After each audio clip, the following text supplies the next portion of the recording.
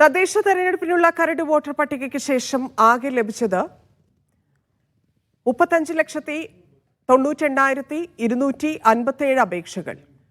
29,81,310 പേർ പട്ടികയിൽ പേര് ഉൾപ്പെടുത്താൻ അപേക്ഷ നൽകി. തെറ്റ് തിരുത്തലിന് 13,859 അപേക്ഷകൾ ലഭിച്ചു. ഈ മാസം 30-ന് അന്തിമ പട്ടിക തെരഞ്ഞെടുപ്പ് കമ്മീഷൻ പ്രസിദ്ധീകരിക്കും. സഫാൻ വി പി ചേരുന്നു. സഫാൻ, വിവരങ്ങൾ. ധന്യ, കഴിഞ്ഞ 23-നാണ് കരട് പട്ടിക പ്രസിദ്ധീകരിച്ചത്. അന്ന് തീരുമാനിച്ചിരുന്നത് ഈ മാസം 7-ാം തീയതി വരെ തെറ്റ് തിരുത്താനുള്ള അവസരം ഉണ്ടാകുമെന്നായിരുന്നു. എന്നാൽ വോട്ടർ പട്ടികയിലെ വ്യാപക ക്രമക്കേട് ആരോപണവും വ്യാപക പരാതികളെയും തുടർന്ന് ഇന്ന് വരെ, അതായത് ഈ മാസം 13 വരെ നീട്ടി നൽകുകയായിരുന്നു. ഇതിനു ശേഷമുള്ള കണക്കാണിപ്പോൾ തെരഞ്ഞെടുപ്പ് കമ്മീഷൻ പുറത്തുവിട്ടിരിക്കുന്നത്.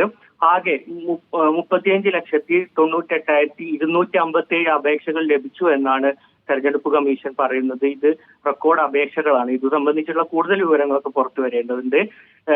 ഇതിൽ പേര് ഉൾപ്പെടുത്താൻ 29,81,310 പേര് ഉൾപ്പെടുത്താൻ അപേക്ഷ നൽകി. തെറ്റ് തിരുത്തലിന് 13,859 പേർ അപേക്ഷ നൽകി. വാർഡ് മാറ്റത്തിന് 1,80,793 അപേക്ഷകളും ലഭിച്ചു.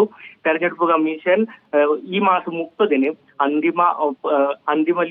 അന്തിമ പട്ടിക പ്രസിദ്ധീകരിക്കും.